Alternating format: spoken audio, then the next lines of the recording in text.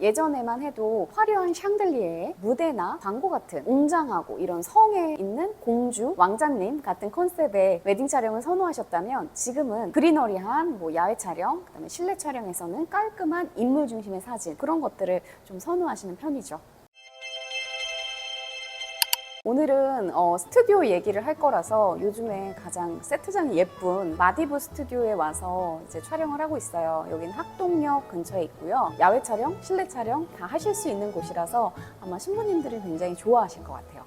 스튜디오 고르는 팁이 무엇일까요? 레퍼런스를 많이 찾아보는 게 중요해요. 그래서 인스타로 찾아보시다 보면 깨끗한 배경에 인물 중심으로 찍는 스튜디오가 있는 반면에 또 배경이 화려하고 배경이 있는 스튜디오가 있을 겁니다. 그리고 커스터마이징으로 광고나 화보 촬영처럼 찍는 스튜디오도 보실 수 있을 거예요. 그런 레퍼런스를 잔뜩 모았다가 두 분이 처음으로 웨딩 플래너를 만나서 상담을 하실 때 그런 레퍼런스를 좀 보여주시면은 그에 맞는 스튜디오들을 좀 추천받으실 수 있을 거예요.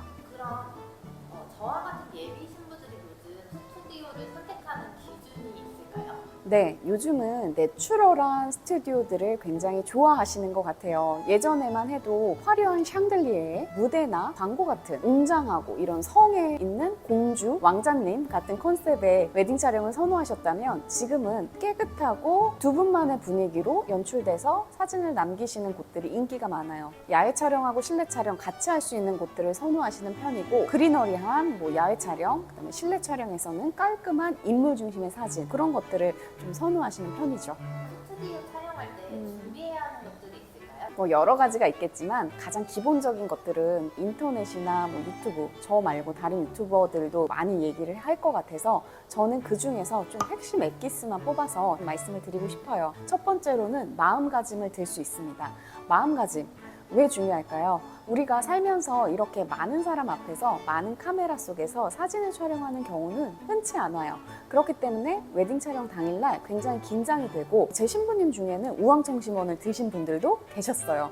그만큼 떨리고 좀 긴장되고 어려울 것 같은데 이날은 굉장히 뻔뻔하셔야 합니다. 내가 오늘은 주인공이고 연예인이다 라는 심정으로 정말 과감하게 표정을 잘 하시면 완성도 있는 촬영을 하실 수 있고, 두 번째로는요, 헤어 변형을 들 수 있어요. 예전에는 없었는데 보통 헤어 변형 같은 경우에는 메이크업 샵이나 미용실에서 나오시는 그런 선생님들도 있고 프리랜서로 활동하시는 분들도 굉장히 많아요. 그래서 인스타를 보시다 보면 그 헤어 변형에 대한 레퍼런스를 많이 찾으실 수가 있거든요. 그래서 좀 마음에 드시는 분이 있다면 그분하고 웨딩 플래너에게 좀 추천을 받아서 예약을 하시면 촬영 때 조금 더 풍성한 촬영을 하실 수가 있고요. 세 번째로는 플라워 디렉팅을 들 수 있겠네요. 간혹 깨끗한 인물 중심의 사진 촬영을 하다 보면 너무 단조로운 거 아닌가? 아니면 나는 인물에만 포커스가 맞춰져서 너무 부담스러워 하시는 분들도 계시더라고요. 그럴 때 예쁜 플라워가 들어가면 당일날 스튜디오 촬영할 때 플로리스트가 직접 오셔서 현장에서 플라워 부케와 센터피스를 만들어 주시거든요. 그래서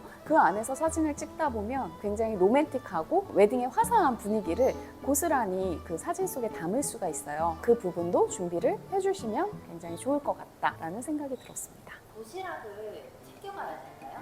도시락 같은 경우에는 우리의 촬영 시간이 보통 6시간에서 7시간 정도 돼요. 그러다 보면 가뜩이나 긴장되고 어려운 촬영 속에서 허기지는 순간이 올 겁니다. 그래서 허기지는 순간에 요깃거리를 하시라고 도시락을 많이 말씀드리는데, 예전 같은 경우에 막 예쁘게 준비해서 전날 밤을 새서 준비를 했다 이런 후기들도 제가 본 적이 있어요.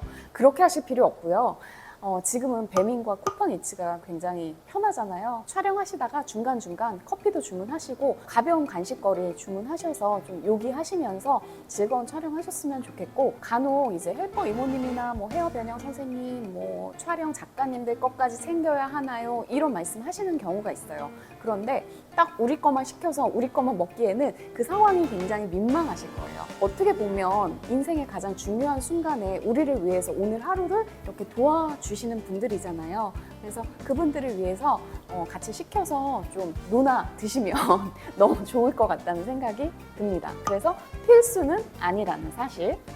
그러면 스튜디오 촬영에서는 언제 잡아야 될까요? 예전에는 6개월 전부터 이제 결혼 준비를 하시는 팀들이 많았어요. 하지만 코로나 이후에는 1년 전에 많이 하시더라고요. 그 이유가 좀 그리너리하고 좀 자연스러운 배경에 야외 실내 촬영 같이 할 수 있는 곳을 선호하다 보니까 날씨가 좋은 봄, 가을이 선호 대상이 되고요. 그때 예약을 하시기 위해서 1년 전부터 준비를 하시는 것 같아요. 그래서 그 스튜디오 일정에 맞춰서 준비하시는 경우가 많고, 두 번째로는 모바일 청첩장을 많이 생각을 하세요. 내 사진은 수정본을 언제 받을 수 있을까에 따라서 그 일정에 맞춰서 준비를 하시는데, 언제나 말씀드리는 건 넉넉히 여유 있게 준비를 하시는 게 좋고, 예식일 기준으로 해서 적어도 6개월 전에는 사진 촬영을 하시면 좀 수정본도 넉넉히 받아보실 수가 있으니까 좋지 않을까 싶습니다. 촬영 후에 원본 셀렉은 어떻게 진행하나요? 이것도 스튜디오마다 방침이 굉장히 다른데요. 어느 곳은 미리 사진 촬영한 데이터를 일주일 안에 신부님께 보내드리고, 거기서 이제 셀렉을 하고 수정본을 메일로 주고받는 경우가 있고요. 또 다른 스튜디오 같은 경우에는 스튜디오에 직접 찾아와서 셀렉을 하고 수정을 요청하는 경우가 있어요.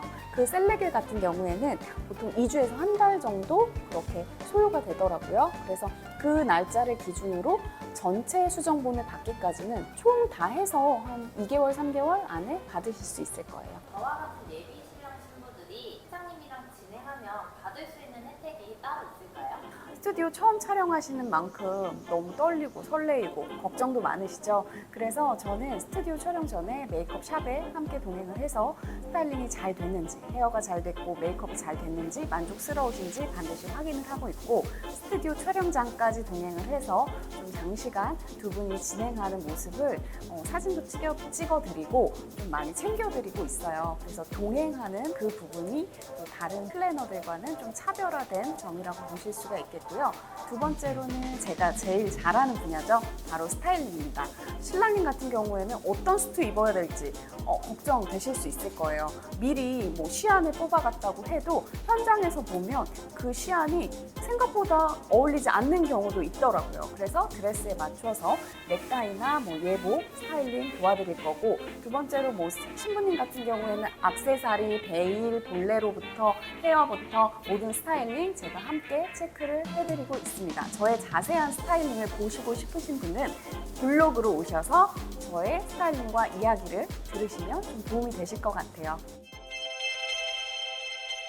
네, 결혼 준비의 꽃 스튜디오 편 오늘 영상 나눠봤는데요. 역시나 가장 중요한 건 두 분의 마음과 또 결혼 준비했을 때 그 시작을 어떻게 하느냐가 가장 중요한 것 같습니다. 그래서 좀 경험이 많고 노련하고 좀 다양한 스튜디오를 알고 있는 웨딩 플래너를 만나서 좀 좋은 제안을 받으시고 그에 맞춰서 스타일링과 스튜디오 촬영 준비를 잘 해 나가신다면 분명히 완성도 높은 결과물을 얻으실 수 있을 거예요. 그래서 그거부터 좀 꼼꼼하게 잘 체크를 해보시면 도움이 되실 것 같습니다. 오늘 영상 제가 준비한 건 여기까지고요. 도움이 되셨다면 좋아요, 구독, 알람 설정 꼭 해주세요.